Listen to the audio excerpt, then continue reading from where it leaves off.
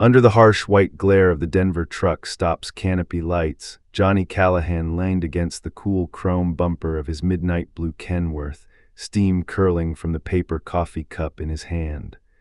The snow came in slow, lazy flurries, dissolving the moment they touched the oily blacktop. He'd made this stop 1,000 times before, every detail committed to muscle memory, the clang of the diesel pump shutting off, the hollow slap of his boots on frozen asphalt, the sound of the big rig's turbo whining as it cooled.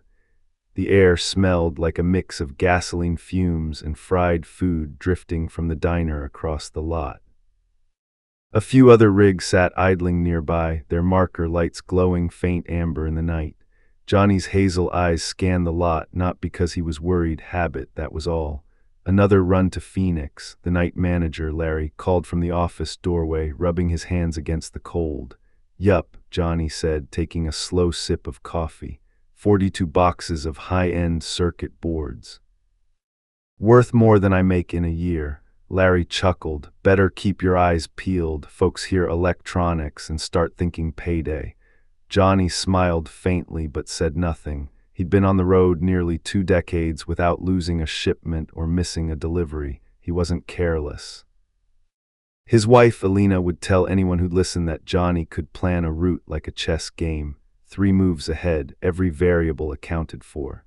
And above all, he never ever missed his 9:00 p.m. call to her. That call was sacred. It didn't matter if he was crossing the Mojave in 110-degree heat or snowbound in the Rockies. At 9 sharp, he'd pull over, dial her number, and tell her where he was.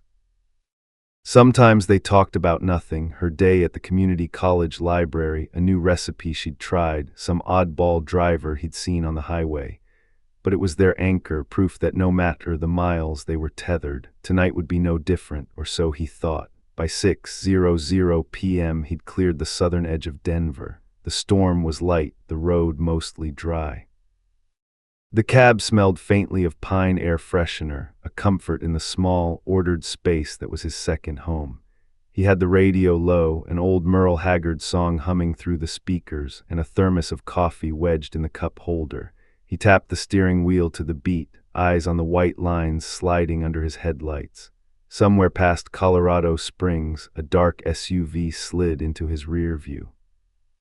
He barely noticed at first. Plenty of cars passed him on the stretch, but this one didn't pass. It held back, trailing him for miles. Every time he changed lanes, the SUV mirrored him. At 8:52 p.m., Johnny eased onto the shoulder at a well-lit rest area just outside Raton Pass. He reached for the phone. The signal bars flickered. "Elena, it's me," he said when she answered. Her voice came bright, warm.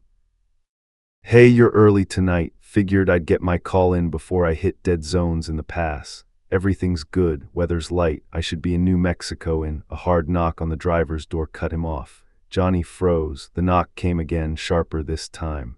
"Babe, hold on a sec," he murmured into the phone. Outside, a man stood in the shadows between his rig and the SUV idling behind it.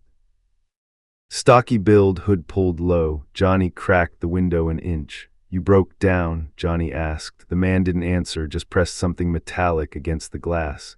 Johnny's stomach went cold. "Step out, now," the man said, voice muffled but edged with something that made Johnny's pulse jump. On the phone, Elena's voice rose, panicked. "Johnny, what's happening? Who is that?" "Hang up, Elle," he said quietly. "Call." The window shattered before he could finish. The rest area's floodlights caught a flash of the man's face, hard eyes, a scar along his jaw, before Johnny was yanked out into the freezing air. The phone clattered to the pavement, Elena's voice still shouting his name until the line went dead. By the time the Kenworth rolled out of the rest area, the SUV tucked tight behind it, the snow had picked up, erasing the tire tracks almost as fast as they formed. 2 hours later, Elena sat at the kitchen table, the phone in her hands, staring at the clock. 11:12 p.m. She'd called his cell 6 times, the freight company twice, the state police once. No one knew where he was. At 1:30 a.m. The dispatcher from Rocky Ridge Freight called her back. "We lost the satellite feed from his truck around 11:42 p.m. near the state line. We've been trying to raise him on CB and cell, nothing." Alina gripped the phone so hard her knuckles ached. Lost the feed. How do you lose a feed? Only way that happens is if the unit's destroyed or disabled, the dispatcher said grimly. We've got troopers looking now. By dawn, state police helicopters were sweeping Raton Pass. Search teams walked the embankments with flashlights, checking every turnout, every culvert. Nothing, no truck, no skid marks, no broken guardrails. Detective Mason Kincaid arrived on scene before the sun was up. Tall, lean, his dark coat flaring in the wind, he scanned the snow-covered highway with the eyes of a man who'd spent 20 years reading crime scenes like maps. You're saying a 40-ton truck just vanished, he said to the trooper who'd called him in. That's what it looks like. Kincaid looked out over the pass, its jagged ridges fading into pale morning fog. Trucks don't vanish. Somebody made it disappear. He didn't know yet how personal that truth would become. The conference room at Rocky Ridge Freight looked like a place where bad news was packaged in corporate calm, frosted glass, a too shiny table, the scent of lemon cleaner trying to bury the coffee in fear. Detective Mason Kincaid took the far end of the table, elbows on the wood, jacket open, notebook closed in front of him. He preferred to watch people before he wrote a thing down. People told you everything in the first 5 minutes, what they feared, what they'd hide, how they wanted this to go. Across from him sat the company's operations manager, Wes Drummond, a thick man with a builder's shoulders and an HR smile that didn't travel past his teeth. On Wes' right, a woman in a navy skirt suit who had introduced herself as in-house counsel, meaning the room would fill with careful language and nothing that sounded like risk. Next to her, the night dispatcher from last shift, a woman in her late 30s with tired eyes and a tight ponytail, name tag still on, CARA. Alina Callahan sat 2 chairs down from Mason, hands wrapped around a styrofoam cup of coffee she wasn't drinking, eyes rimmed red but steady. She hadn't slept, but she'd come anyway because waiting for the phone to ring had turned into its own kind of terror. Wes cleared his throat.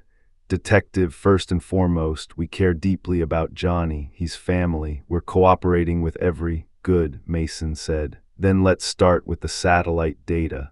Counsel put on a precise smile.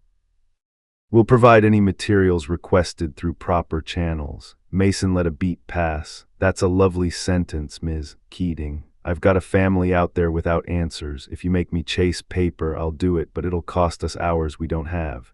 Keating measured him, then slid a thin stack across the table. Preliminary pull. Our it will send the full chain of custody file today. Mason flipped through, the last ping 11:42 p.m. mile marker near the state line. He set the pages down, looked to Kara. You were on with him last, Kara shook her head. We weren't on with him at all. I tried his cell after the ping died, went straight to voicemail, tried the CB channel 19, nothing. Any chatter on the board about a dark blue Kenworth with our logo? Mason asked. Anyone report a truck being shadowed? Kara's eyes flashed. I posted on the driver's Slack. Couple of guys said they saw him at the rest area near Raton around 9:10. One said there was an SUV sitting behind his rig, lights off. We's cut in fast, rumors, you know how these things get. It's not a rumor if 2 drivers said it, Kara snapped, then glanced at Alina and softened. Sorry.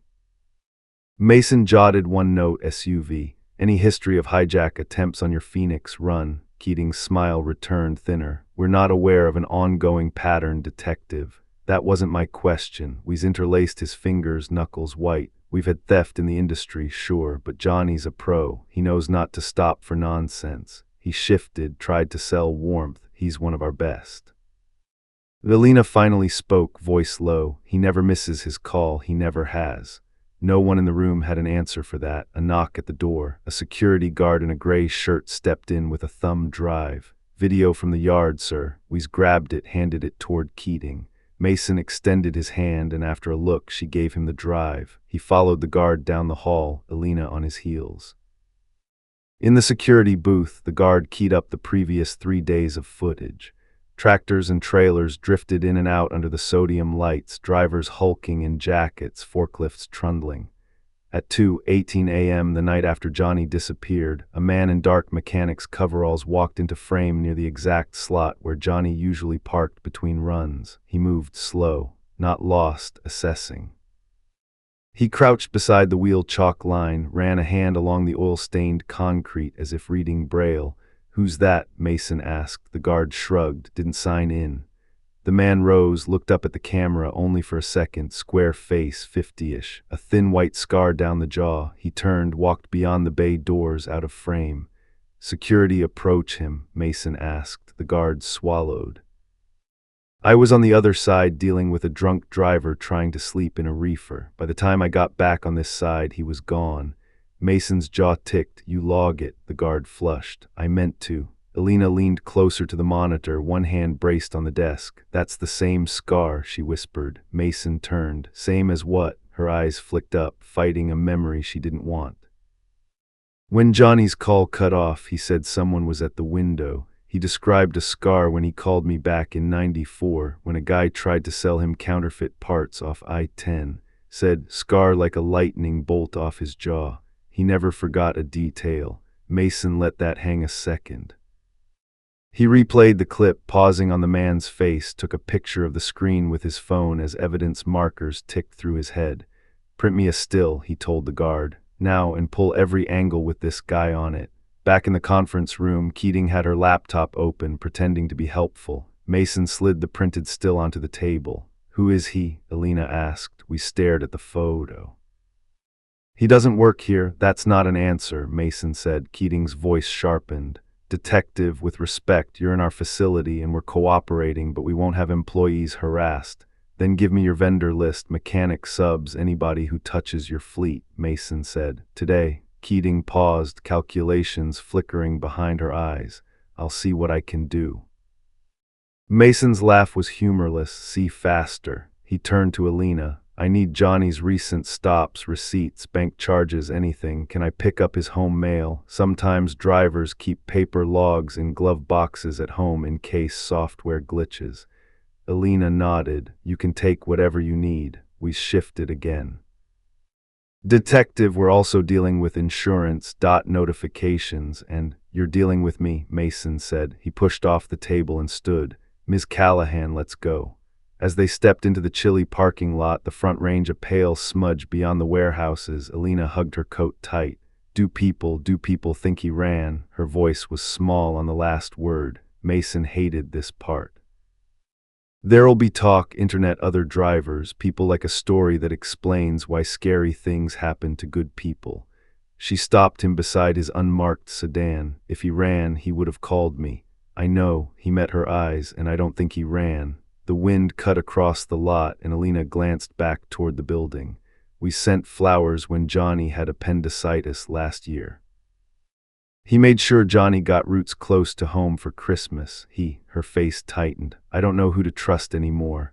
"That's not a bad instinct," Mason said. "Trust slowly, verify everything." They drove to the Callahans' bungalow off Federal Boulevard, a 1950s single-story with a leaning mail box and a porch light that still glowed at 9 every night. Inside smelled like coffee and laundry detergent and a life lived with care. Alina led him to Johnny's small office. The walls lined with maps, old paper atlases marked in yellow highlighter, notes taped to the corkboard with routes and fuel stops, a Polaroid of the Kenworth taken with a sun flare haloing the chrome. Mason took in the desk, receipts rubber-banded by month, a box of logbook duplicates, a stubby pencil with teeth marks. He found an envelope labeled Rest Areas Co-NM with handwritten notes. Raton Pass, good lighting, bathroom clean, SUV loitering in January, watch your mirrors. Mason tapped the line with his finger. He wrote this in January. Alina folded her arms to keep her hands from shaking. "He told me about it," said. A black SUV sat behind him for 20 minutes, left when a state trooper pulled in. He laughed it off, said paranoia keeps you alive. Mason took photos, bagged the note. He moved through the room methodically, cop neat, cataloging without making the home feel invaded. On a low shelf, he found a metal cash box. Inside, a few 120s, a safe driver award pin, and a small spiral notebook with a list of names and phone numbers, independent mechanics in Colorado, New Mexico, Arizona.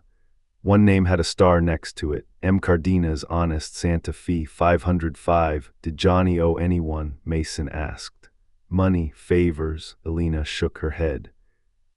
We've got a mortgage and a Visa balance like everyone else, but he was careful. He didn't gamble. He didn't drink more than a beer with a burger. What about people who owed him? Mason pressed. Alina's mouth pulled tight. He helped a driver named Red last fall, loaned him $300 at a truck stop in Gallup to get a tire replaced. Red paid him back in cash at Thanksgiving. Johnny kept the receipt, she said with a small, helpless laugh. Mason kept turning pages. At the back of the notebook, a message scribbled in Johnny's quick hand. If anything happens, call Mason Kincaid, Deputy DA, Case 2014, knows his stuff. Mason stared. He hadn't spoken to Johnny in years, not since a stolen cargo case where Johnny had testified about a suspicious shipper. He hadn't realized Johnny remembered his name. Alina saw his face. He trusted you, she said softly. A siren wailed somewhere down Federal, thin and far. The furnace clicked on. For a moment, the house felt like a place that could bend but not break. Mason slipped the notebook into an evidence bag. I'm going to Santa Fe tonight, he said. This mechanic Cardenas, he might know who's been offering under-the-table work, who's buying stolen electronics. People talk around honest men to see who's listening. Alina put a hand on the doorframe, steadying herself. I want to come. He shook his head. Not tonight. I need you to rest, and I need you reachable. If Johnny calls, her eyes flooded and cleared. If Johnny calls, I'll keep him on the line, and I'll text you from my landline in my cell, and I'll record if I can. That's a plan, he said, and meant it. On his way out, Mason paused at the porch. The winter sun was thin, the kind that lit edges and left everything else in shadow. He looked back at Alina, standing in her sock feet on the hardwood, trying to be brave in the doorway of the life she'd built. We're going to push, he said. Some people will push back, that's how we'll know where to dig. She nodded once, jaw set, dig everywhere. He turned toward the car, mind already halfway to New Mexico, the scar on a stranger's jaw flashing in his head like a warning light. Somewhere out past the state line, a 40-ton secret was being moved, hidden, repainted, repurposed. Trucks didn't vanish, people made them vanish, and people could be found. Mason hit I-25 south at dusk, Denver lights receding in the rearview like a string of beads. He drove with the window cracked even in the cold. The thin air kept his mind from slipping into the warm quiet where doubt lived. The scar on that man's jaw kept replaying. Alina's voice did too, dig everywhere. Santa Fe past midnight smelled like pinon smoke and diesel. Miguel Cardenas's shop sat a block off Cerrillo's Road, one roll-up door, a crooked sign that read CARDNAS Auto and Diesel, and a yard full of projects that were either half-finished or never going to be. A motion light buzzed to life when Mason shouldered through the gate. A dog barked once and then thought better of it. Cardenas stepped out from behind a Ford Ranger, wiping his hands on a red rag. 60, sun-creased face, the wary calm of a man who'd been stiffed and lied to and still opened his doors at 7 a.m. every day. You're late for an oil change, he said, eyebrow cocked. I'm late for everything, Mason replied, flipping his badge open just long enough to be polite. You Miguel, that depends who's asking. Guy who needs a straight answer. Johnny Callahan has your number starred, he trusted you. Miguel's face changed at the name. Johnny's a good man. He paid cash and said please and thank you like he meant it. He angled his chin at the office. You look like you drove straight from Denver, coming out of the cold. The office was narrow, papered with calendars, invoices, and a Polaroid of a young Miguel next to a candy apple red Chevelle. He poured coffee that tasted like it could strip paint. Mason didn't mind. He told him everything he could in 3 minutes: rest area, shattered window, the SUV, the dead satellite ping near the state line. Miguel leaned back, eyes on a spot over Mason's shoulder. You know that satellite box on those rigs? People think it's magic. It's just a brain with a heart monitor. You can cut the power, it screams. You smash it, it screams. You rip the antenna, the company still sees the heartbeat. For the signal to go dark all at once, he tapped the table twice. Two things at exactly the same time, power and transmitter. Only pros try that. Most idiots just put a towel over the dash cam and think they're gone. Pros like who? Mason asked. Miguel gave him a long look. You're not the first cop to ask me who. And the last one who got close ended up transferred to Farmington chasing DUIs in a school zone. So there's a who, Mason said. There's always a who, Miguel said softly. There's been a crew running down here since the late 90s. Small, quiet, they don't hit everything. They hit the right things, pharmaceuticals, microchips, anything that fits in a garage overnight and sells in the morning. They've got a guy with a welder's hand who can make a VIN plate look like it came out of the factory. They call one of them Blanco. White, Mason said. Miguel nodded. White scar down the jaw, looks like somebody tried to carve the sin out of him and missed. He buys beer at a place off Airport Road. Might still. Last time I saw him was a year ago. He was arguing with a kid with sleeves of tattoos. The kid was loud, Blanco wasn't. The quiet ones scare me. Mason slid the printed still across the desk. Miguel's eyes snapped to it. That's him, he said. Maybe 10 pounds heavier, but that's him. Mason felt the pulse jump in his neck. What's the name on his tabs? Miguel shook his head. He's smart enough to pay cash and use a different place for smokes every week. But the bartender at El Ventana knows everybody. Her name's Lupe. She won't talk to a suit. I'll dress down, Mason said. Miguel laughed once dry. You got a suit on your bones, detective, but if you go in with a driver, he scratched his jaw. There's a guy, red, tall, burned by the sun, hair that used to be red anyway. He likes to park 2 blocks away and walk in like he doesn't care who sees him. Red owes Johnny a favor, Mason said. He'll take my call. The phone was ringing before Mason hit the parking lot. Red answered on the 3rd ring, voice raspy like gravel. Whoever gave you my number owes me, Red said. This is Kincaid, Mason said. You paid Johnny back at Thanksgiving. Silence. Then, yeah, he won't let me forget I owed him. He's missing. Another silence, this one a vacuum. No, that ain't right. He's not the missing kind. I need you at El Ventana in 30, Mason said. Cover me like I'm not a cop. I'll buy your tab and forget you were ever there. Red swore softly. If this touches Johnny, I'm in. El Ventana sat in a squat strip mall near the airport, a neon sign of a blue window humming above a door with a half-broken closer. Inside smelled like lime and spilled beer and old wood. A TV in the corner played a muted Suns game. Lupe, 40, sharp eyes, hair braided tight, watched Mason from behind the bar as he took a seat and kept his hands loose on the counter like any man who'd had a day and wanted a drink. Red slid onto the stool beside him like they'd planned to meet and didn't want to be seen together.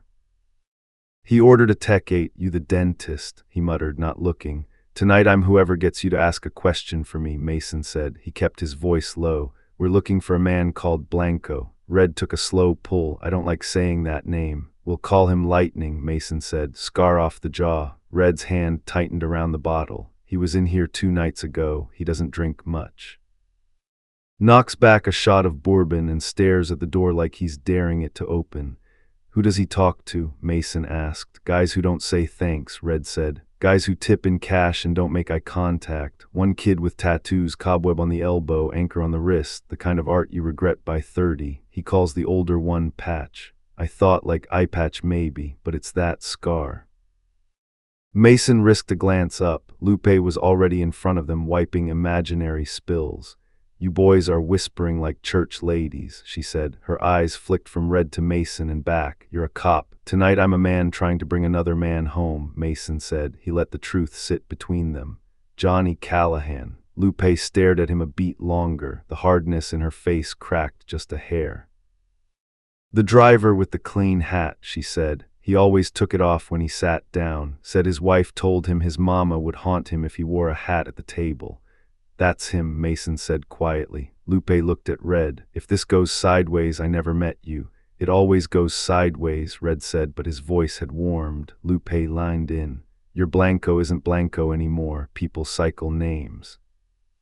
But that Scar doesn't. He meets a man at the back table every Thursday. Not last night, last week. The man he met, ring missing on the left hand, blonde hair grown out over the ears, dress shirt with grease on the cuff like he forgets he's not a mechanic anymore. He talks like a foreman, he pays like a boss. Mason felt the prickle at the base of his skull.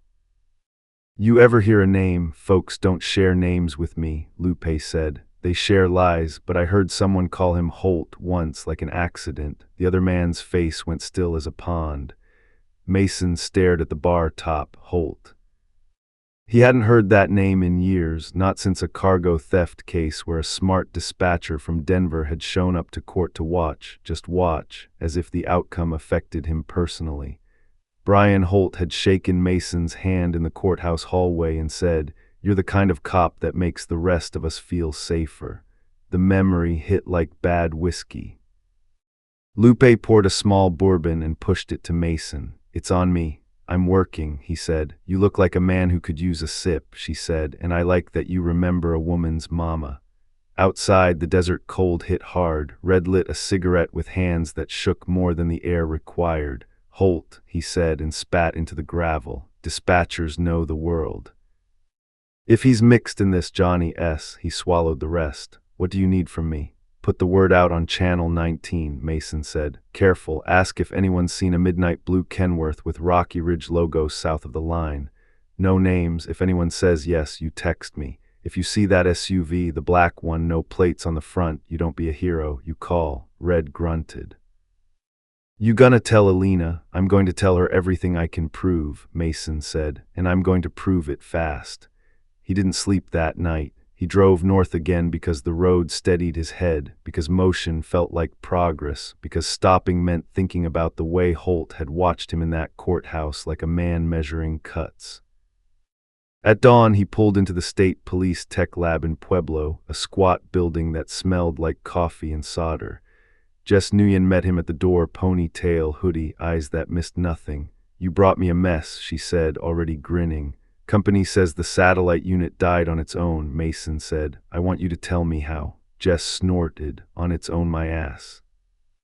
She led him past racks of equipment to a workbench where a matching unit sat disassembled. "This brain sends a ping every 30 seconds. It's got a backup battery. You can unplug it, smash it, pour beer on it. There's still a death rattle. You're telling me there isn't one?" "Last ping at 11:42, Mason said. Then nothing. Jess held up 2 wires with clamps. "Only way is to short the board at the same instant you cut primary power, or EMP, small one. Hard to get unless you've got a defense contractor uncle. More likely they popped the maintenance panel, slid a blade under the board and pinched these contacts with a breaker at the battery. You'd need 2 sets of hands or a man who can move like a pianist." "Pros," Mason said. "Yeah," Jess said.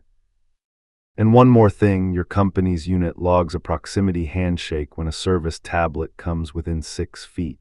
I pulled the metadata you sent. There's a ghost handshake at 8:54 p.m. in that rest area, no serial attached. That means somebody mirrored a service device. They stood next to Johnny's cab and told the box to sleep." Mason felt the cold slide down his spine in a way the air couldn't do. "How many people have that mirror?" "People who used to work for the vendor," Jess said. "People who stole from them, people who paid better." She looked up at him. "You look tired." "I feel fine," he lied. "Liar," she said and pushed a cup of machine coffee at him. "Find your scarred man, find your dispatcher. The text says this was planned. The heart says somebody got close enough to Johnny to talk to him through a window." On the way out, Mason called Alina. He told her about the tech, the rest area handshake, the man with the scar, the bar. He left out Holt's name, not yet, not until he could walk into her kitchen with proof, not just fear. "Do you think he's alive?" she asked. Mason stared at the morning plain, bare and endless. His gut felt like a fist. "I think," he said, choosing each word like a step across a creek, "Johnny did everything right, and I think the people who took him made one mistake. We're going to find it." He hung up and looked at the printed still of the scarred man on the passenger seat, the jawline cut with white like a lightning strike. Somewhere between Raton and Vegas, truckers were already trading sightings on Channel 19, voices rolling over one another in the static. "Blue Kenworth, wrong driver, westbound." The signal had gone dark. Mason intended to turn the lights back on. The years didn't pass so much as stack thin, heavy layers of dust in a room nobody wanted to enter. Files aged. People learned how to talk about something else. The porch light at the Callahan house still clicked on at 9 out of habit, but Alina no longer stood in the doorway waiting for a ringtone to save her life. The first winter after Johnny vanished, Mason woke at 3:11 a.m. 3 nights in a row, heart racing with the same unfinished thought: Holt. Every path he walked in those months bent toward the same two men, Holt and the one they called Blanco. He pushed and people pushed back. The vendor that manufactured the satellite units lost the service tablet logs Jess had flagged. The bar where Lupe worked got cited for code violations 3 days after she gave Mason a name. She stopped returning calls. A memo arrived from upstairs with that careful language cops learn to respect, reassign, deprioritize finite resources. Then a political appointee from the Capitol took Mason to coffee and said, in a voice too friendly, that he'd be well suited to a district liaison job in Lakewood. Community building, the man said, less adversarial. Mason lasted 37 days behind that desk, shaking hands with church groups while trucks hummed south on I-25 without him. He filed his retirement papers in April. The DA called it early. Mason called it the only way he could keep looking without asking permission. He boxed Johnny's case and carried it to his garage, where it sat beside a lawn mower that wouldn't start and a fly rod he never had time to use. He told himself he'd work the case at night, off the clock, like some trench coat myth, but nights had a way of bleeding into mornings and mornings into years. Alina remarried in 2008. The man's name was David Rios, a quiet electrician who understood he wasn't replacing anyone. He replaced the porch light fixture without charging her a cent and never stood in front of Johnny's photo on the mantel. He learned to say Johnny's name without looking at the floor. When he and Alina said vows in a park by Sloan's Lake, Mason sat in the third row, hands clenched until the knuckles went white. He didn't know if he was happy for her or just angry at a world where love had to reroute around a hole. After the reception, Alina found him at a picnic table under a cottonwood, tie loosened, eyes on the water. "You came," she said, like she hadn't been sure. "I wouldn't have missed it," he said, and meant it. She sat, smoothing the satin of her dress where it wrinkled at her knees. "Sometimes I think moving forward feels like treason.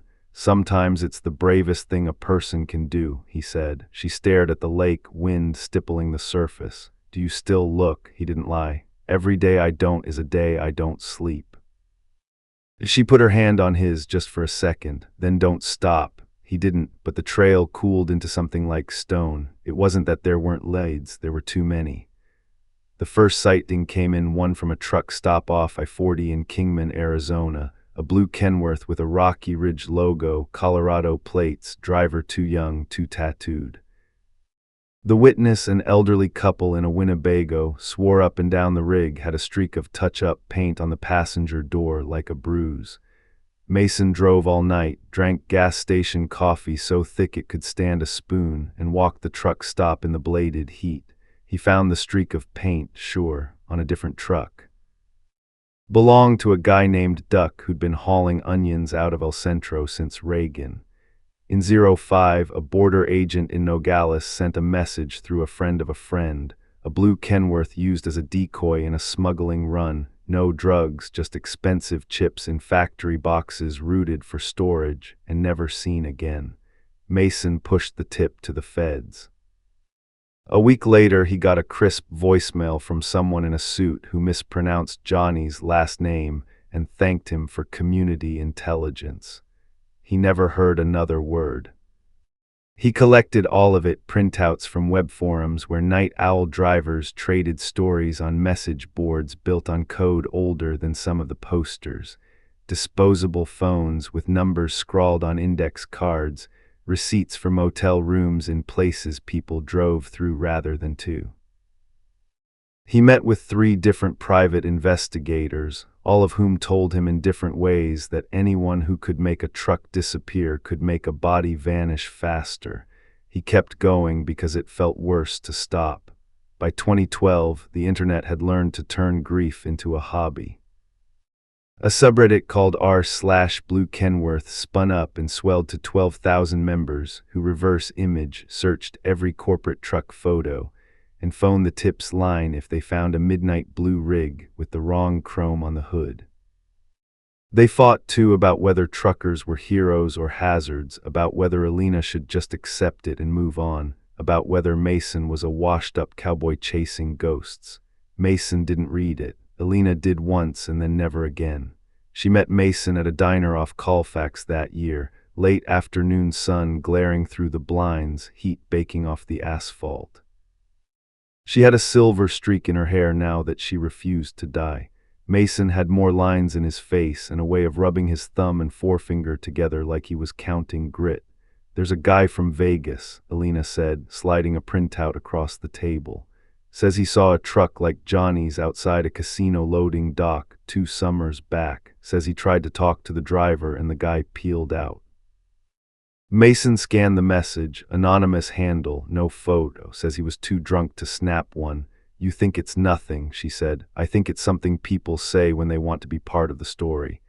Alina looked at him over the rim of her water glass. "I wake up angry most mornings," she said. "Some days I'm mad at him for leaving. I know that's not fair. Some days I'm mad at you." He let that land without flinching. "I'm mad at me too," he said. "What would you do if it were your wife?" she asked, then shook her head. "I'm sorry, that wasn't. I'd burn down a warehouse to see what was underneath," he said quietly and surprised them both. They ate in silence, 2 people tethered to a problem that would not die. In 2015, David got sick. A cough that wouldn't quit turned into a shadow on a scan, and by Christmas there were bills in the mailbox and casseroles on the porch. Mason visited once, stood at the kitchen counter with a paper plate in his hand and no appetite, listening to the furnace kick on and off. David took his hand on the way out, skin papery and warm. "Find him," David said like a benediction, and Mason nodded because there was nothing else to do. After the funeral in early 2016, Alina called Mason and said, "I can't go through another kind of waiting." He knew she didn't mean waiting for grief to pass. She meant waiting for the phone to ring with news that never came. He promised again, something he hated doing, but he made it anyway. He didn't tell her the promise felt like a weight he both needed and resented. He tried to put Holt behind him and failed. Holt kept showing up sideways, in the background of industry conferences and trade journal photos, on LinkedIn with a job title that inflated and became vaguer every year, Logistics Solutions. Once Mason saw him at a Chili's off I-225, ordering chicken crispers to go, and forced himself to walk past. Holt smelled like cologne that cost more than Mason's boots and smiled like a man who remembered birthdays. Mason sat in his car afterward, hands on the wheel at 10 and 2, and pictured the scarred man's face until the world came back into focus. In 2019, a rookie trooper named Dana Pike knocked on Mason's door with the righteous energy of someone who hadn't learned yet where it goes. She'd heard about him from Jess at the lab. She wanted to work cold cases on her own time and needed a guide. Mason laughed, soft, unkind to himself. He poured her coffee and showed her the garage. She took notes with a pencil she sharpened with a pocket knife. "You kept everything," she said, half accusation, half awe. "Everything keeps me," he said, surprising himself with the truth of it. Dana combed through the case like she didn't believe in cobwebs. She found a thread Mason had missed, a maintenance contractor who'd worked for 2 different satellite vendors and whose brother-in-law ran a mobile welding service out of a yard in Pueblo. They drove out together on a Saturday in July. The shop looked ordinary, bent chain-link fence, pallet of scrap steel, a dog that didn't bother to bark.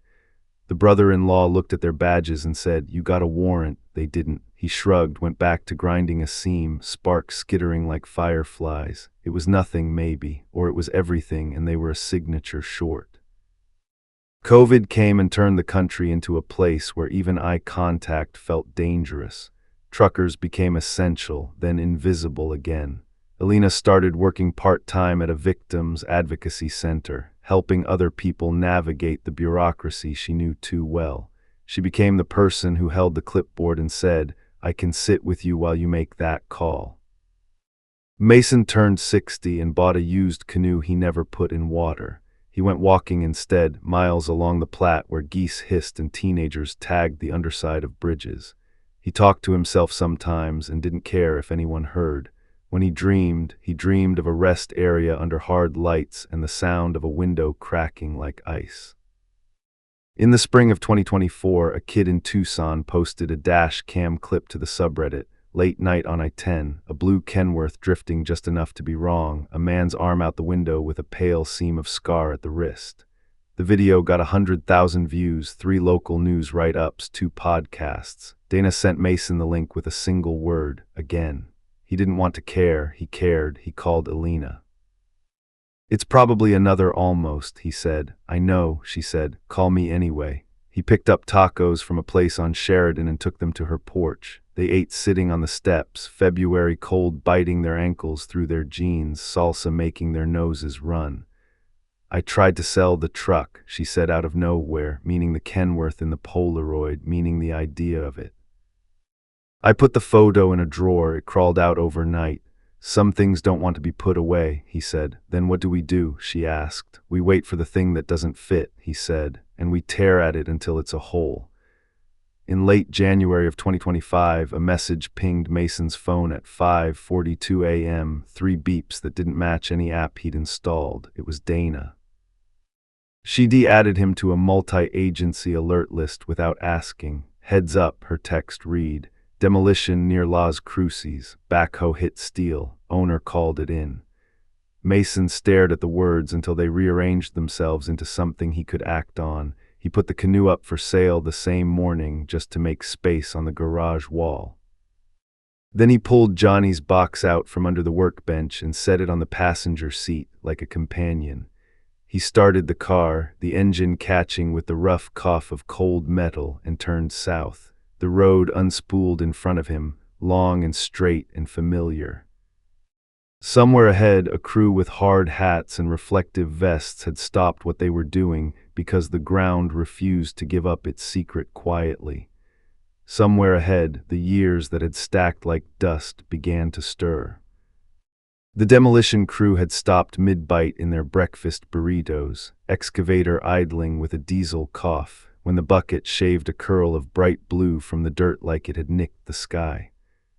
Las Cruces' sun was already hard and white at 9:20 a.m., heat lifting off the gravel lot behind Rosa Delgado's cafe.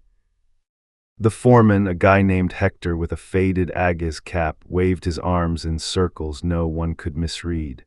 Kill it now, the machine sputtered quiet. Everyone stood still, the way people do when the earth says hold on. Rosa pushed through the men in their reflective vests, paper cup of coffee still in her hand, not yet aware that it would be the last moment she remembered anything simple about that day. She wasn't a tall woman, but she'd run this cafe for 20 years on the strength of a stare that could get truckers to bust their own tables. The lot behind her place had been a weed-choked waste forever.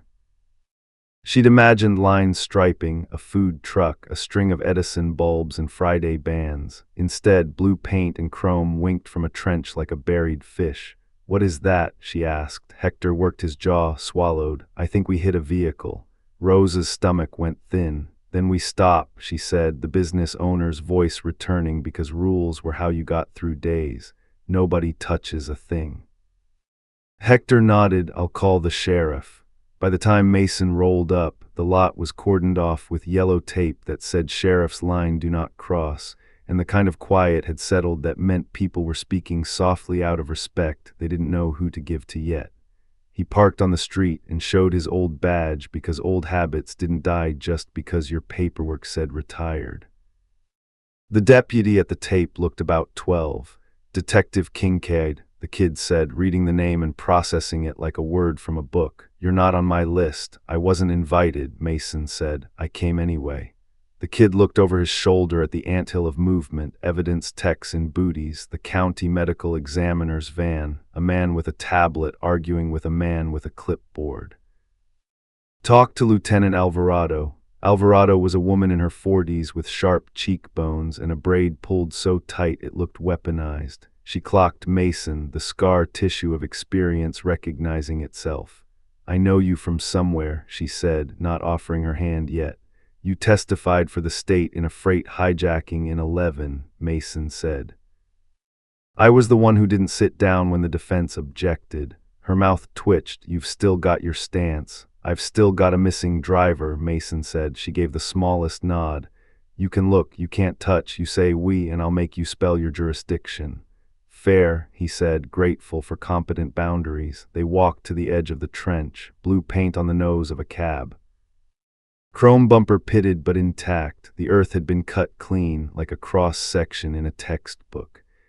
The cab sat nose-down at a 45-degree angle as if someone had driven it into a grave and let gravity and time finish the job. Alvarado gestured. "We hit it shallow. 2 more passes and Hector would have peeled the roof. I don't know if that's luck or God."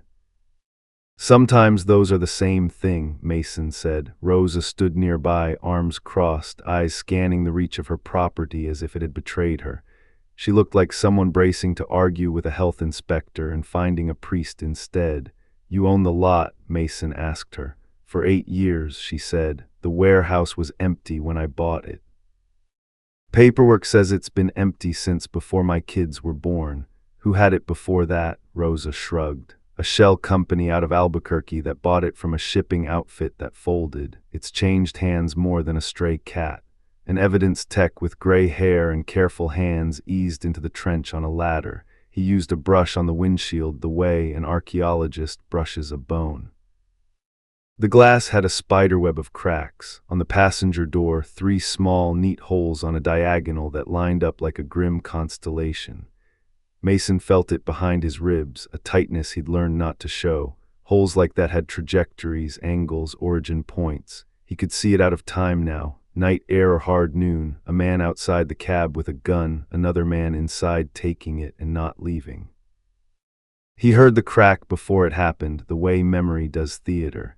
"Cab is separate from the trailer," the gray-haired tech said to Alvarado without looking away from his work. "Whoever did this had time. Pit's 12 foot at the deep end." He pointed with his brush. "You can see where they used boards to drive it down into the hole, then pulled the boards and backfilled. Construction waste on top." "Rebar, there's intention here. Any ID?" Alvarado asked. "Driver's side door is locked. We'll open it when I have a second ladder," he said, the patience of a man who'd learned to distrust hurry. "But there's a wallet on the dash." He glanced up at Mason. "You ready for a name?" Mason didn't say yes. He didn't say anything at all. The tech reached through the broken window with a gloved hand and hooked the wallet with 2 fingers. It came slow, stuck to the dust and the years. He bagged it, sealed it, handed it up. Alvarado opened the bag, slid the ID free, and her face changed in the set of the jaw first. She didn't look at Mason. She looked at Rosa, because sometimes the thing you do for the professional in the room is give the civilian a place to look. "John Callahan," she said. "Colorado." Rosa made the sign of the cross. Mason let out the breath he'd been holding for 7 years and then pulled another one in raw. It wasn't proof. It was something you could put your hands on. It was the universe finally sending mail. "Get me a still of the VIN," Alvarado said. Someone swore softly when they saw the plate. Colorado Rocky Ridge Freight, numbers that matched a sheet of paper in Mason's garage he could picture without closing his eyes. A second tech eased the driver's door open with a tool like a tuning fork. Inside smelled like old coolant and trapped air, earth, iron, the ghosts of petroleum. There was blood on the steering wheel, dry and rust-colored, a spray across the dashboard that told a story fast and ugly. On the passenger floor, a folded piece of paper had slid into the crack between the seat and the console. The tech froze and looked up. "Bag it in place," Alvarado said. He did, gloved fingers gentle as a nurse. The paper tore along a fold, a corner left behind like a postage stamp. They laid the bag on the truck's hood and eased the paper open with tweezers. Mason didn't realize he'd stepped forward until a deputy touched his elbow without malice and guided him back a half step. Letters showed through the grime, pencil marks pressed hard like the writer had meant for the message to travel. 8 words, blocky and careful, in a hand Mason recognized from a copy of a driver's log. "They're going to kill me. Warehouse holds the key." Alvarado read it once and then again, as if the second reading might change the ending. "He knew," she said. "He always knew," Mason said, voice gone rough. "Who do you call?" Rosa asked, not looking at anyone while she asked it. "When it's like this," Mason answered the only way he could, "his wife." He stepped away from the trench until the sun clicked behind a moving cloud and the heat eased off his neck. He dialed Alina, and the ring sounded like someone else's house. When she picked up, he didn't build a runway. "Alina, we found his truck." Her breath came in sharp. "Where?" "Las Cruces, behind a cafe." "Is he?" She stopped herself, and he heard her switch the phone to the other ear, bracing.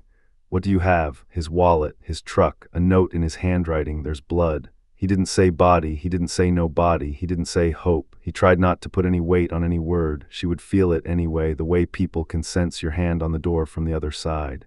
"I'm coming," she said. "Wait until I set this with the lieutenant," he said. "We'll do it right. You won't stand on the outside of the tape, I promise you that." A county pickup pulled up as he ended the call. 2 men climbed out, clipboards, hard hats, logos that said Environmental Services. Alvarado met them halfway, already moving them like chess pieces. "Jurisdiction's a dance," she muttered to Mason, almost apologetic. "We step on each other's feet and call it progress.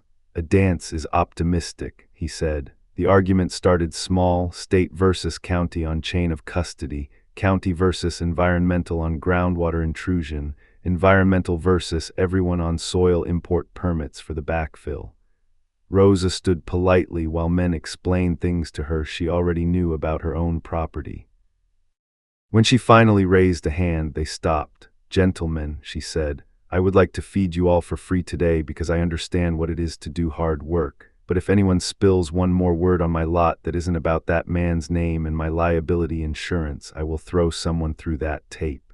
It broke the tension, even Alvarado's. She smiled, small, then sober again.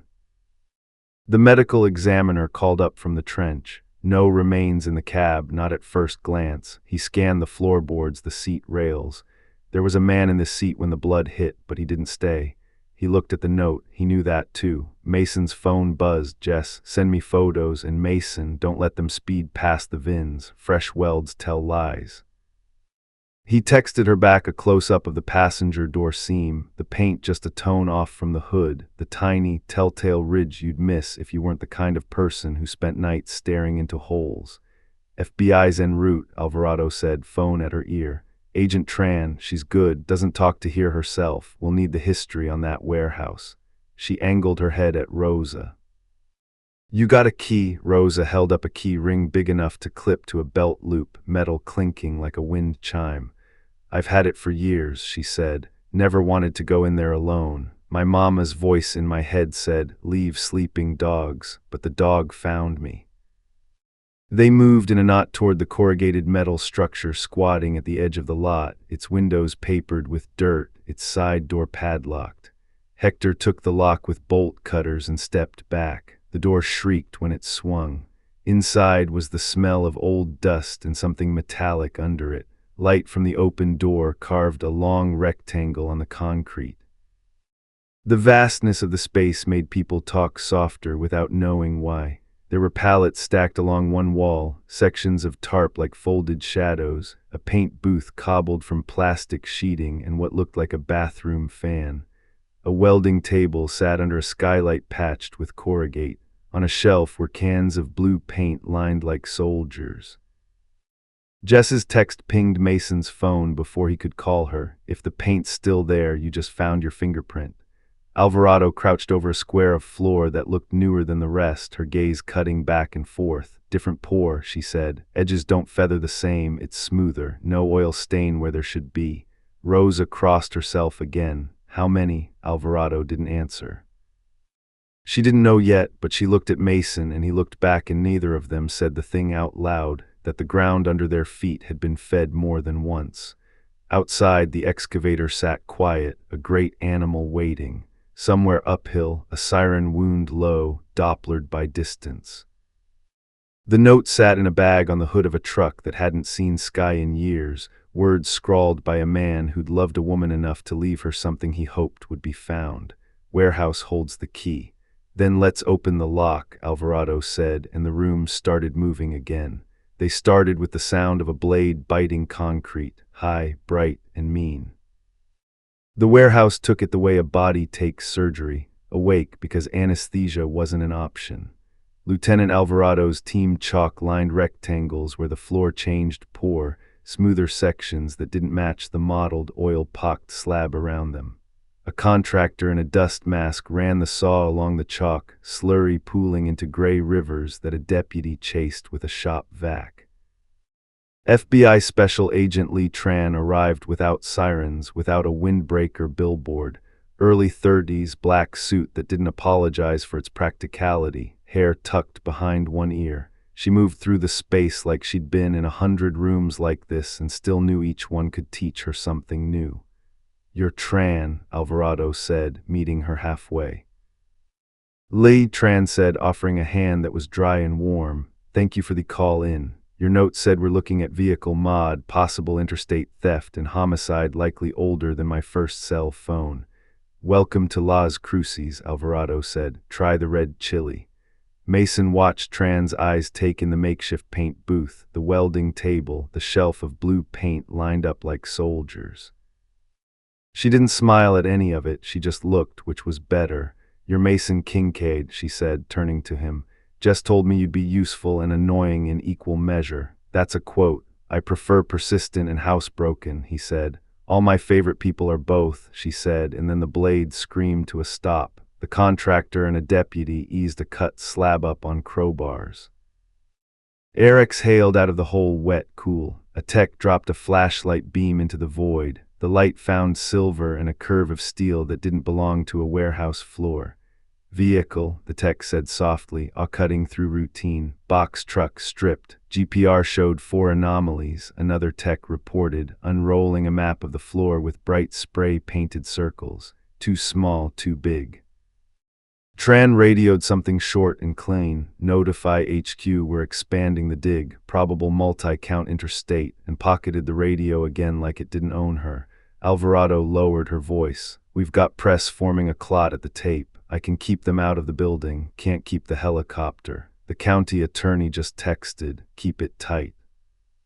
Which in lawyer means don't make me explain this to the commissioners without good news. Tran's mouth twitched. "I'll give you good facts. Good news is above our pay grade." At the second cut, they pulled back a slab and the smell changed from dust to something like old rubber and iron. A deputy gagged, caught himself, looked around to see if anyone saw. Mason pretended he hadn't. The beam found a frame, an axle, bundles of wiring snipped clean and zip-tied like someone had packed a suitcase in a hurry. On a crushed metal plate near the firewall, a VIN had been ground down and restamped, numbers that looked correct until you looked too long. Tran crouched. "This restamp is a Friday afternoon special. Sloppy hand. We'll get numbers from the transmission and the frame rail." "VIN's a chorus, not a solo." The saw moved to the largest anomaly. It took 3 men to peel the slab back. Someone swore not at the sight, but at the audacity of it, the neatness. The void held a semi-trailer box, chopped at the nose, lowered in like a coffin. Dust motes chased the flashlight beam like fish in a pond. "Check the rear doors," Alvarado called down. A tech climbed a ladder into the rectangle, boots scuffing the cut edge. "Locked. Pop them," Tran said. The bar came off with a clank. The tech tugged. The doors stuck and then relented, grumbling across the threshold.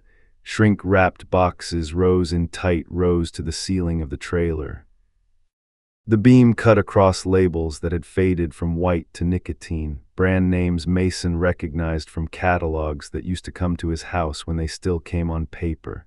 The tech read a label out loud, voice catching. "Micrologic Microsystems, Phoenix Distribution, lot code March 1998. Silence took the room for a second. The sound of the saw somewhere else in the building seemed like it belonged to another town. Mason felt something loosen in his chest he hadn't admitted was there. "They never even sold it," he said. "They sat on it or they got interrupted." Tran was already moving. Photograph every pallet. We don't cut wrap until we have serials. We'll match to manifests. We can charge interstate theft for every single box and let a jury stack them like bricks. Folks will ask why they didn't dump the cargo, Alvarado said. Because it's hard to explain a container full of mid-90s chips in 2005, Tran said. Easier to bury the heat, literally. At the far wall, a younger tech with a sleeve of tattoos called out from behind 2 towers of pallets. Agent Tran, you're gonna want to see this. They picked their way through to a corner camouflaged with tarps and old pallets. It wasn't a corner so much as a carefully built room, 3 walls of stacked crates and a 4th of plastic sheeting. Inside, a hydraulic lift cobbled from parts, welding helmets hung like masks on nails. On a table, a metal die set for stamping plates sat next to a laptop so old it had a trackball. And this, the tech said, holding up a small handheld device with a cable coiled around it. Tran took it, eyebrows up. Vehicle telemetry programmer. This is how you whisper to a truck and make it sleep. Mason felt Jess's ghostly smirk and texted her a photo without adding "you were right," because she already knew. On a lower shelf, small evidence of lives made Mason's eye snag. Wallets, a stack of logbook duplicates, a Ziploc with Polaroids of kids on Christmas morning, a St. Christopher medal on a broken chain. A tech called out, IDs. And in that word you could hear the thud of years falling. How many? Alvarado asked, voice tight. The tech didn't answer with a number, he answered with a prayer under his breath. Sancta Maria, Tran stepped to the table. She didn't touch the items. She looked at them like you'd look at a stranger who said your mother's name correctly. We'll do this by the book, she said. Photograph bag catalog next of kin, no news conference with a pile of trophies. Rosa stood in the doorway, hands gripping the frame like she needed the building to hold her up. Those were men who ate breakfast in my cafe, she said. I don't remember their names, but they left tips and they said, ma'am, I'm going to put their names on a wall if no one else will. Mason heard Alina's voice in his head, do you still look, and let himself nod, because this was an answer that wasn't an answer and still felt like one. A commotion at the door and a woman's voice slicing the room. This is a private facility. Anything you seize today will be challenged if you can't show proper. It was Keating from Rocky Ridge, navy suit sharp enough to cut refrigeration hose, clipboard held like a shield.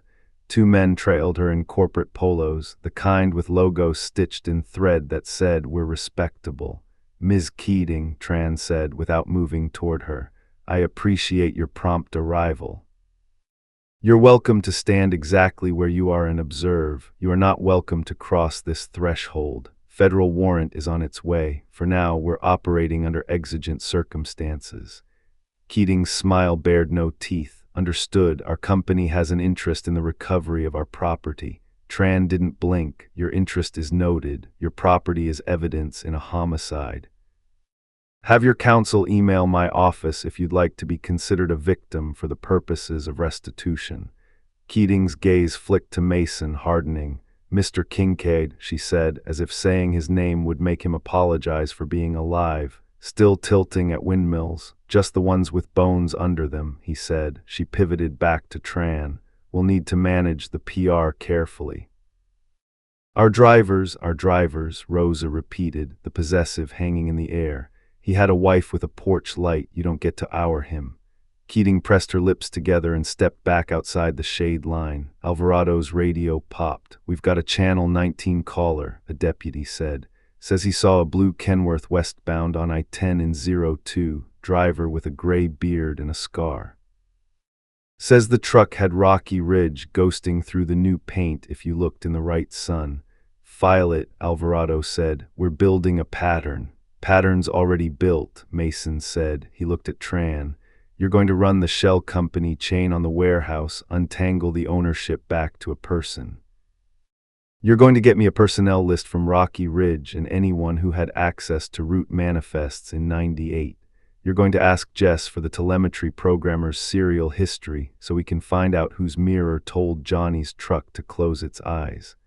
I was going to ask you if you wanted to be on the task force, Tran said, dry. but it looks like you already logged on." "I'm not trying to take the wheel," he said. "I just haven't ridden shotgun in a long time." She gave him a look that weighed him and didn't find him wanting. "Ride."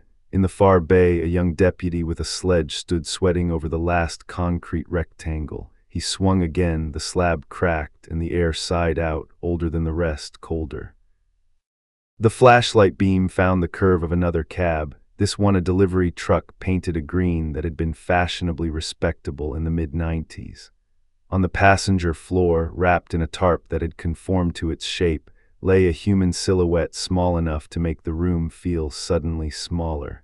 The medical examiner moved with a hush that infected everyone. "We'll do this with dignity," he said. He looked at Tran. "I can't give you names. I can tell you that somebody meant not to be found." They stood in a long, hard quiet. The hum of the portable lights filled the room like tinnitus. Outside, a helicopter thwopped past low, the local news making a circle like a carrion bird that hadn't learned shame. Tran broke the silence. "We're going to do 3 things," she said, voice steady as rebar. "We're going to identify the dead and tell their people. We're going to reconstruct who built this room and who paid for the concrete. And we're going to put handcuffs on the man with the scar and the one who fed him. I don't care how nicely they dress for court." Mason's phone buzzed, a text from Jess, "Paint sample match incoming." "If it's the same urethane blend, you can tell your gut it wasn't lying." A second text from Dana Pike. Holt popped on a vendor employment list from a 2000 audit, temporary consultant for a route planning subcontractor. Sends invoices from a PO box in Aurora. Mason looked up to find Tran watching him read. He held her gaze. "The man who fed him, I've got a name." "Good," she said. "Now let's make it evidence." Rosa stepped up, palm flat on the cold frame of the buried trailer like she could bless it through steel. "If you make a wall with their names, I'll plant flowers in front of it," she said to no one and everyone. "Blue ones, my mama would have liked that." "Blue," Mason echoed, thinking of a paint can lined on a shelf, of a cab that had slept under earth, of a porch light left on too long. "Blue it is." Tran nodded toward the note bagged on the hood of Johnny's Kenworth, the pencil grooves visible like a fingerprint. "Warehouse holds the key," she said, and then, as if answering him across 27 years, "It does." "Now let's unlock the door all the way." By late afternoon, the warehouse had turned into a command post with better acoustics. Tran commandeered a folding table for her laptop. Alvarado set up a whiteboard that filled with arrows and rectangles, and Mason stood off to the side with a paper cup of Rosa's coffee, watching the names go up like constellations connecting across a sky you'd stared at for years without seeing the pattern. "Ownership chain on the warehouse," Tran said, tapping the board. "Desert Transport Solutions until 92. Then 3 passes through LLCs, 2 Albuquerque, 1 in Aurora. The Aurora shell paid cash. Who signs those cashier's checks? Find out who opened the mailbox," Alvarado said. "All these PO boxes are rented by someone who thinks they're clever." "Vendor ties," Dana Pike added, sliding in with a stack of printouts and the breathless look of someone who had run from the parking lot. "Route planning subcontractor called Mile Line Logistics build Rocky Ridge starting in 97. Consultant signing those invoices, Brian Holt. Aurora PO box matches the shell company's mailing address." Tran's pen clicked once hard. "Get me Holt's HR file from Rocky Ridge. I want access logs, salary history, any exit interview if there is one, and ping financial crimes for any deposits wired to him around the dates of our buried loads." Mason took a drink he didn't want. The coffee was hot, tarry. "Holt's careful," he said, "but he likes convenience. He wouldn't drive across town to hide a PO box if there's one near his office." Dana flicked her eyes at him. "There is Alameda and Peoria, opened in 96, under Holt Solutions, LLC.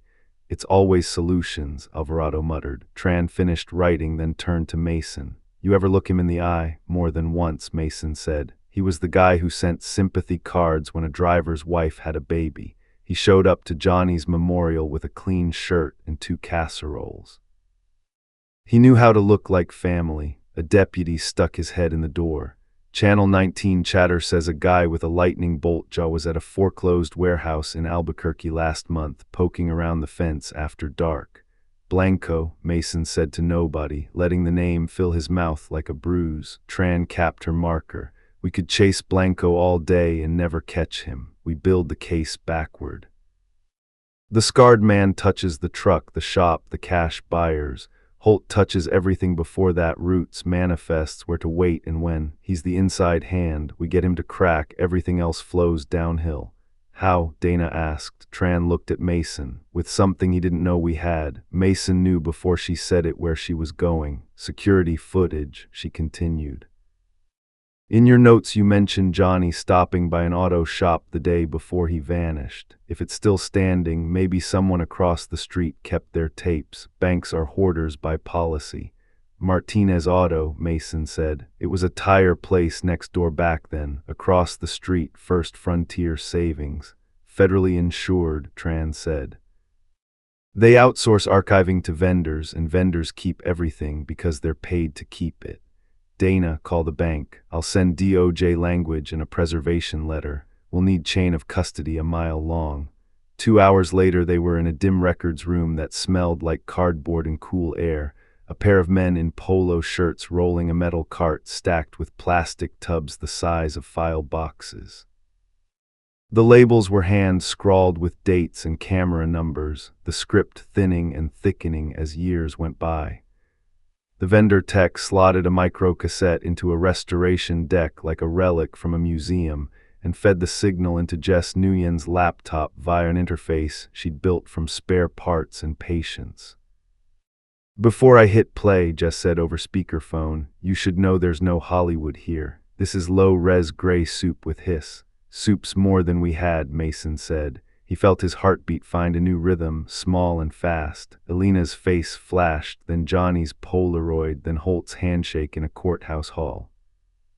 The footage stuttered to life, a wide view of the bank's parking lot. Across the street, the Martinez Auto sign tilting a little. A blue Kenworth cab nosed toward the curb.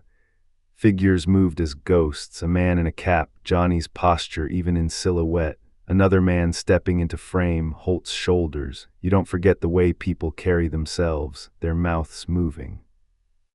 Jess ran the audio through 3 filters until the hiss sanded down and the ghosts grew tongues. Heard you, Johnny's voice, younger than Mason remembered, a Midwestern edge softened by years in Colorado. 25 tomorrow, electronics, manifest number. You said it clear as glass, Brian. A beat. Holt, you don't know who you're. I know you, Johnny said, quieter, the tone he'd used with Elena when he apologized for missing a dinner. Walk away today. Tell whoever you gotta tell you're done. You've got 24 hours. Or, Holt said, a smile wrapped around the word. Johnny didn't smile. Or I tell the police. I'm not letting you get someone hurt because you like money more than sleep. Another beat, the sound of a car passing, a horn from somewhere too far to mark. Holt again, the charm back in the pocket. You always were the good one, huh? This world eats good men, John. It chews em to gristle. Maybe, Johnny said, but it's gonna break a tooth on me. The tape hiccuped into static and then died. Nobody spoke.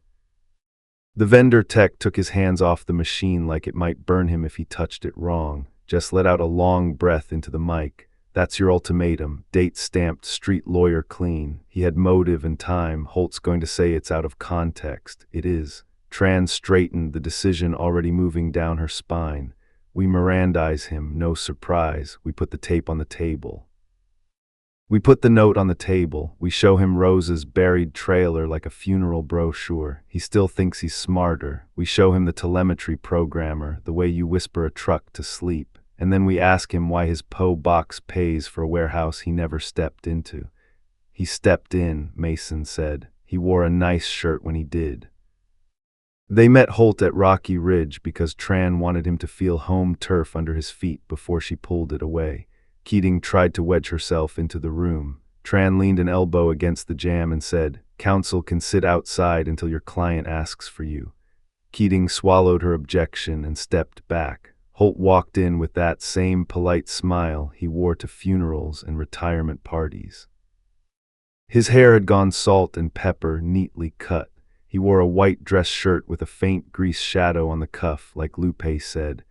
Mason watched his eyes register the players, Tran, Alvarado, Dana, and try to place Mason. The tiny flinch when he did was worth the miles. "Brian," Mason said. "Detective," Holt replied, warm. "You're looking well. Better than your ghosts," Mason said. Tran slid a form across the table. "This interview is being recorded. You're not under arrest. You're free to leave unless we tell you otherwise. Read this. Sign if you understand. Ask questions if you don't." Holt skimmed it without reading. "Of course." Tran pressed play. Johnny's voice filled the room. Holt's mouth did something small, like a tendon snapping in his cheek. "That's old," he said when it ended. "I don't remember that conversation." "You don't need to remember it," Tran said. "We preserved it so a jury could." Holt's smile thinned. "You're presuming a lot, Agent." "We're inferring," Tran said, "from this conversation, from your consulting invoices, from a P.O. box that paid for a property where stolen trucks and human remains were buried. From a telemetry device used to disable a truck whose route you knew down to the mile marker."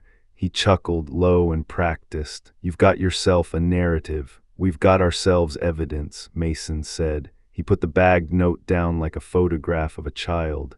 "Johnny wrote this in pencil because he didn't have a pen. He put it where he thought someone like me would find it if God ever decided to be kind."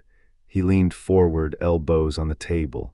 "I sat in your living room once. You offered me iced tea in a sweating glass and told me how sorry you were. You were worried about Alina's heart. You told me you couldn't sleep at night." Holt looked at the note as if it were a bug under a glass and he were a boy with a stick. "I brought casseroles, Mason. I stood with you in the cold. Don't turn that into a sin." "You did it because it kept you close to the investigation," Mason said. His voice was steady. He was surprised at himself. "You did it because the easiest place to hide is inside the circle of grief." Holt's mask rearranged. He glanced toward the window as if he could feel Keating's presence hovering like a flavor in the air. "I think we're done here." Tran tilted her head, not unkind. "We've barely started. Brian, you can walk out and lawyer up and we'll do the paperwork. It'll take a minute, but not forever. Or you can sit here and tell us who Blanco is and where we can find him. You can tell us who bought the chips when they didn't bury them, who ran the welder, who taught you how to make a VIN plate sing. You help us now. The U.S. attorney puts a different number on your charge sheet. You've got kids, grandkids. One day they'll Google you. You want them to see cooperated or obstructed." He hesitated. It wasn't long, but Mason saw it. Holt liked leverage. He liked math.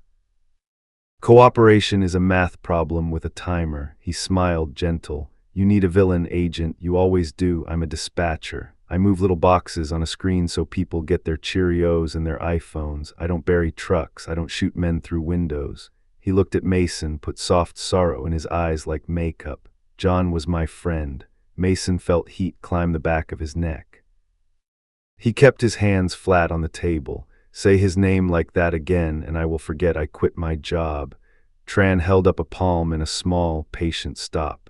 "Brian, this is the moment in the movie where you either ask for a lawyer or you try to prove you're a decent man misplaced among indecent ones. We're not in a movie. This is where you decide if your future is a courtroom with a bad outcome or a courtroom with a slightly less bad outcome." Holt leaned back. The charm left his face like someone had switched off a light. For the first time, Mason saw the man who took phone calls in parking lots and didn't write things down. "You want Blanco," he said, the voice flat. "You'll never catch him. He's a ghost with a scar. He buys cash and sleeps during the day. He puts his trucks where the sun can't find them, and he does not leave souvenirs. He's smarter than you, and he's meaner than me." "Name," Tran said. Holt smiled again, but it was a dead fish of a thing. "I'm done being generous for free." He stood. Tran didn't stop him. Not yet. In the hallway, Keating slid beside him.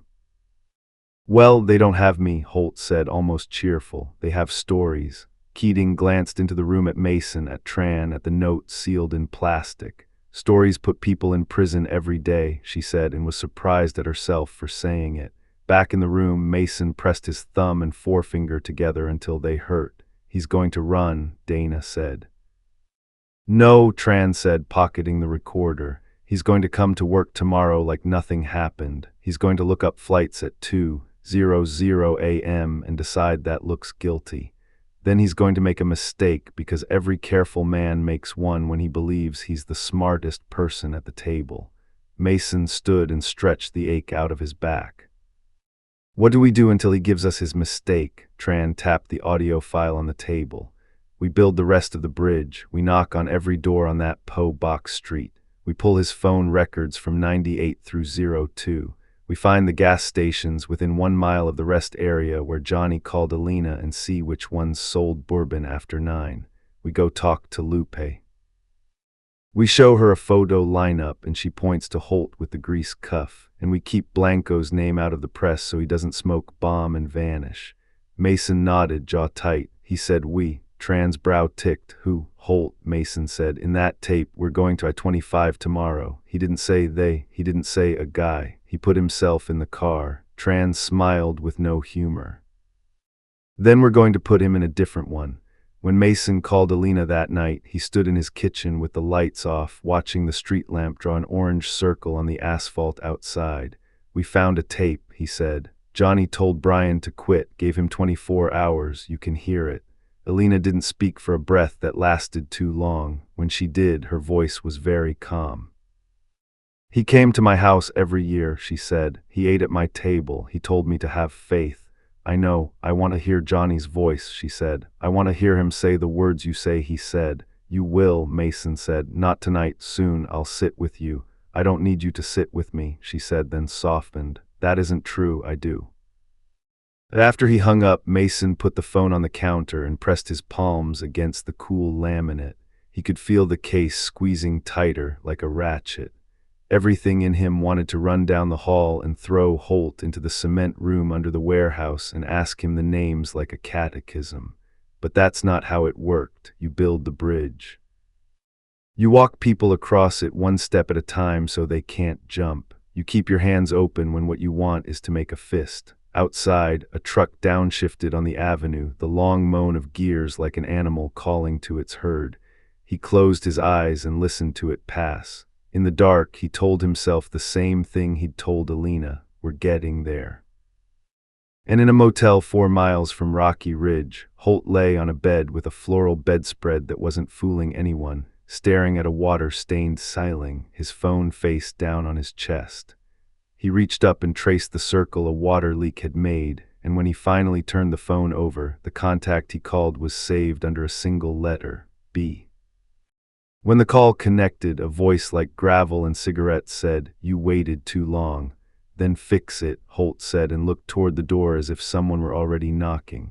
The next morning, Mason was halfway through a stale diner biscuit when Tran called. "Holt's moving," she said. "Running?" Mason asked. "Not yet, but his credit card hit twice before 7 a.m. Hardware store in Aurora, cash withdrawal at a bank kiosk. He's also not at work. Rocky Ridge says he took the day." Mason put down his fork. "We put tails on him," Tran exhaled. "We did. Blanco made our tail on the first corner. Either Holt called him last night or they've been rehearsing this for years." "That's not a good either-or," Mason said. Tran's voice dropped. "I think Holt's clining. Paper, cash, maybe burning a phone. I want to hit him before he decides New Mexico is warmer this time of year." By the time Mason got to the Aurora PD substation, Tran was in a corner room with a corkboard already littered with printouts, surveillance stills, bank records, a photo of Holt in that white shirt with the grease shadow. Dana sat across from her, phone to her ear, scribbling notes. "We've got probable cause on wire fraud, falsifying manifests, and accessory to homicide," Tran said when Mason came in. "Judge signed the warrant 30 minutes ago. We're searching his house, his car, his box." Mason nodded toward Dana. "What's she got?" Dana covered the receiver. Holt's bank flagged a series of deposits from 98 to 2000, cash, in person, different branches, always under 10 grand. Guess who else was in those branches on the same days, according to security footage? Mason didn't answer. He didn't need to. Dana grinned without humor. "Blanco, same scar, just younger." The search of Holt's house was a study in surface normalcy. Matching dish set in the cabinets, TV remote exactly parallel to the coffee table edge. but the garage told a different story. Tran held up a cardboard box labeled Tax Docs. Inside, wrapped in a faded towel, was a gold wedding band, a battered Timex, and a creased Polaroid of Johnny and Alina on what looked like a motel balcony, both squinting into the sun. Mason stared at it for a long beat before saying he kept trophies. Or reminders, Tran said. Same difference, Mason replied. In the rafters they found a duffel bag, $38,000 in bundled hundreds, a prepaid phone still in its blister pack, and a manila envelope of printed route maps. The highlighted runs matched the dates of at least 4 other missing drivers. You know what this is, Mason said. Tran nodded. His insurance policy, in case Blanco decided he was easier to bury than pay. By midday, Holt was back in an interview room, this time with a warrant on the table and the Polaroid laid in front of him like a headstone. You took this from his truck or from his house, Tran said. Either way, it puts you there after he disappeared. Holt leaned back. You're making leaps again, Agent. Mason stepped in, leaning both hands on the table. Brian, I've been doing this too long to mistake souvenirs for sentiment. You kept these because they meant something to you, not Johnny. I think you liked knowing you outlived him.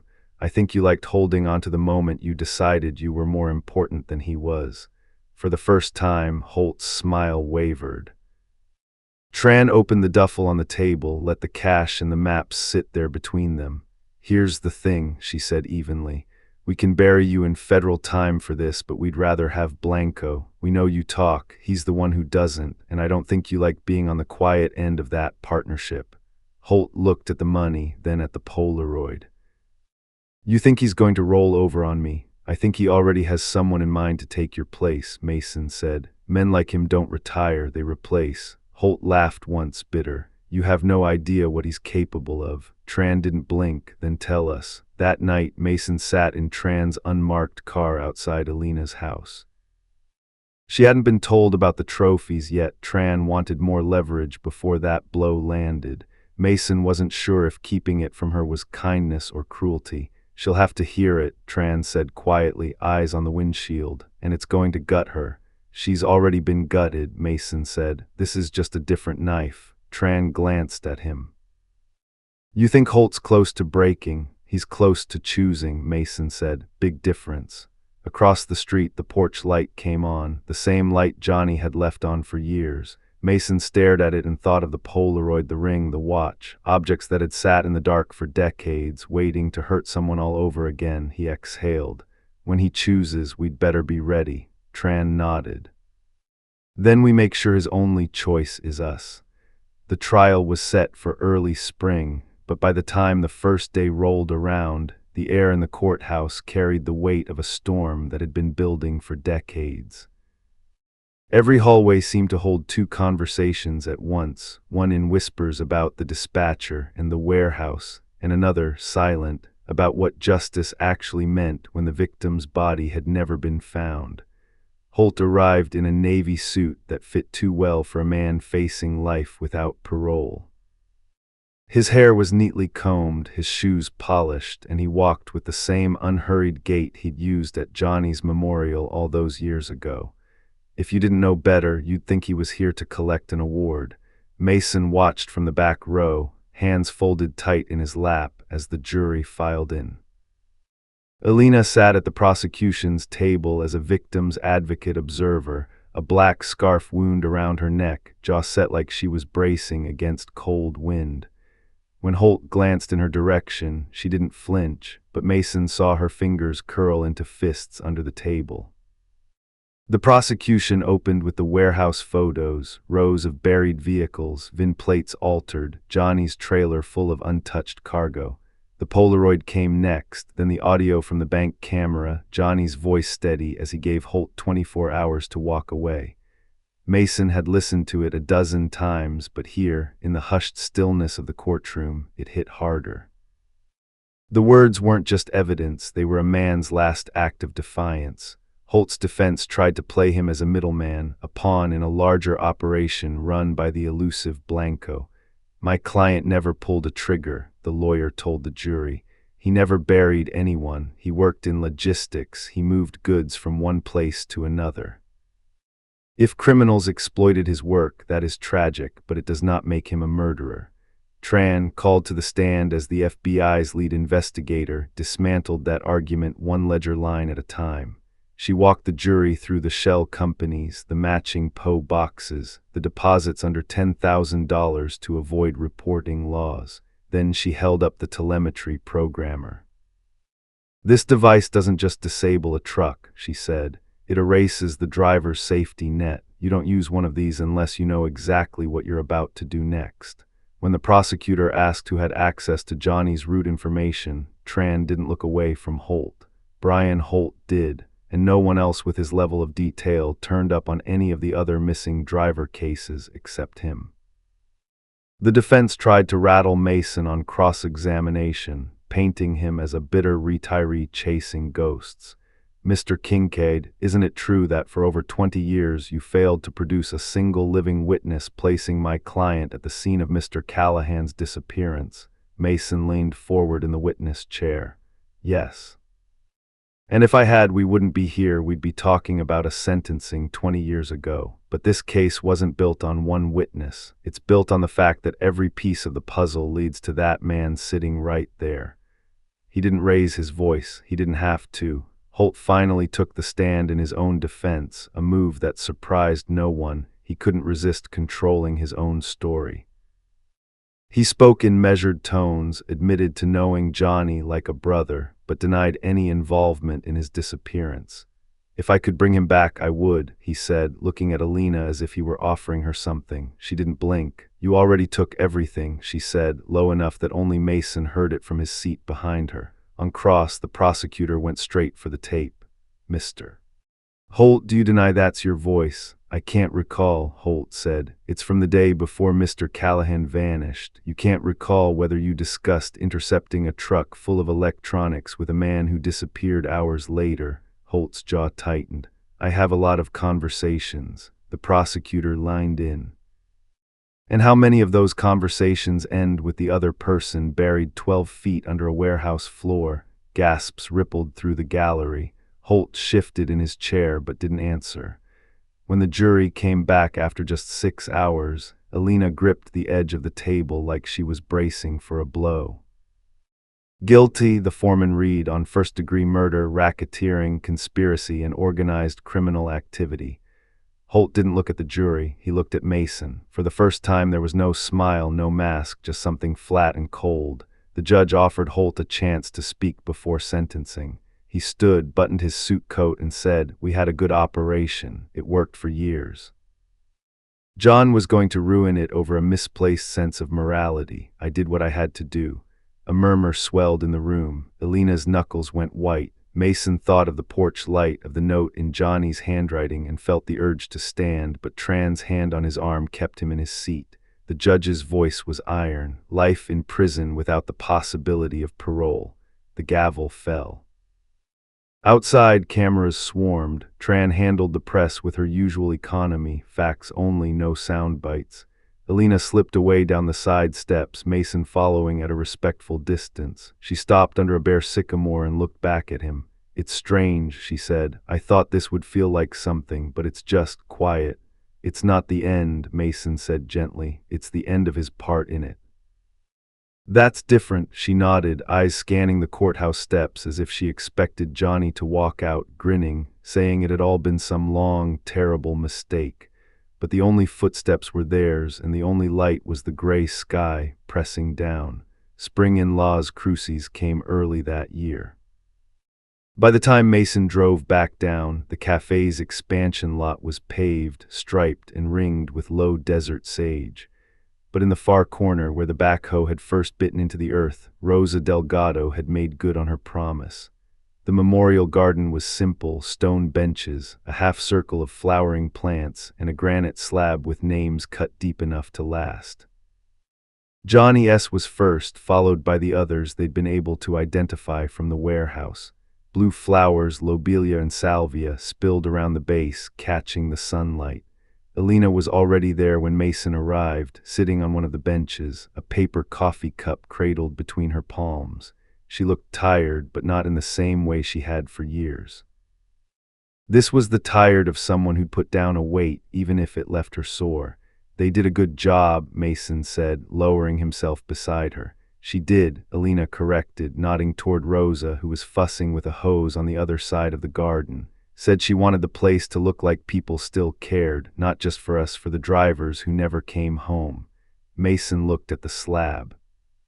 The names didn't just mark the dead, they named an entire silence that had stretched over years, sometimes decades. It's the right kind of public, he said, one that says we remember without making a spectacle.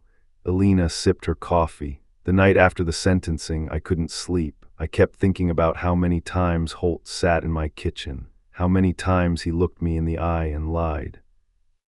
I thought maybe I'd feel free when it was over, but it's not over, is it? It's just over for him, Mason said. For us, it's a different chapter. She turned toward him. And for you, you've been at this almost as long as I have. What does it feel like? Mason considered that. Like finding the last page of a book you didn't want to finish, but couldn't stop reading. Rosa walked over, wiping her hands on her jeans. You know, I almost didn't call the sheriff that day, she said. Thought maybe it was just some old junk car. I could have had it hauled off and kept building. She looked at Alina, but I remembered my mama saying, don't walk past something that feels wrong. Guess she was right. She saved more than she knows, Mason said. Rosa gave him a small smile. Don't give me that much credit. I just didn't want to be the woman who paved over a grave. That afternoon, Mason stopped by the New Mexico State Police Academy in Santa Fe. In one of the training bays under bright lights sat the restored midnight blue Kenworth. It gleamed now, every line polished, every wheel clean enough to see your face in. A small plaque told Johnny's story, stripped of sensationalism, focused on the investigation, the teamwork, the warning signs other drivers could learn from. A young recruit was circling the truck, clipboard in hand. She glanced up at Mason. You Kincaid, that's me. She grinned. We've been studying your case in the cold case module. You're kind of a legend. I hope the takeaway is that persistence beats luck, Mason said. Mostly, she said. Also that bad guys don't always look like bad guys. He looked at the Kenworth one more time. That's the one worth remembering. By summer, the FBI's new task force on crimes against commercial drivers was running out of a field office in Albuquerque, and Tran had already pulled Mason in for consults on 2 other cold cases. Blanco's name was on the board in big red letters, but so far he'd stayed true to form, vanishing between sightings, leaving just enough trace to prove he was still out there. Mason knew they might never catch him, but he also knew the list of people willing to work with him had gotten shorter. Holt's trial had rattled doors in places Mason hadn't been able to open for years. One evening, after a long day in the task force bullpen, Mason sat with Tran in the break room, nursing bad coffee. You ever think about quitting? She asked. Every day, Mason said. And then I remember Holt's face when the jury said guilty. That look when a man realizes the story he's been telling for decades isn't the one people believe anymore. Tran leaned back. Maybe that's the real justice, making sure the truth's the last thing they hear. In August, Mason met Alina at the garden again. This time she brought a small, framed photo of Johnny, him leaning against the Kenworth, hands in his pockets, sun at his back. She set it at the base of the slab, just below his name. I thought I'd put this away forever, she said, but I realized it's not just for me anymore, it's for anyone who stops here, so they can see who he was, not just what happened to him. Mason nodded. It's a good face to remember. They stood there for a while, the hum of the highway just beyond the cafe, the scent of sage and diesel in the air. Finally, Alina said, you know what the hardest part is now? Not the years of not knowing. It's having the details, how he confronted Holt, what happened to his truck, what those 8 words in that note meant. The truth hurts more than the wondering ever did. Mason didn't try to argue. Yeah, he said, but it's yours now, and nobody can take it away again. She smiled faintly. Guess we both know what it's like to carry something too long and still not be ready to set it down. As he drove north that night, Mason thought about all the times he'd come close to quitting. About the weight of unsolved cases still waiting on someone's desk somewhere. About the porch lights left on in houses across the country for people who weren't coming home. He knew he wouldn't catch them all, but maybe that wasn't the point. Maybe the point was to keep digging when something felt wrong, to keep the light on. And maybe, just maybe, to plant blue flowers where the truth had been buried, so the next person would know where to start.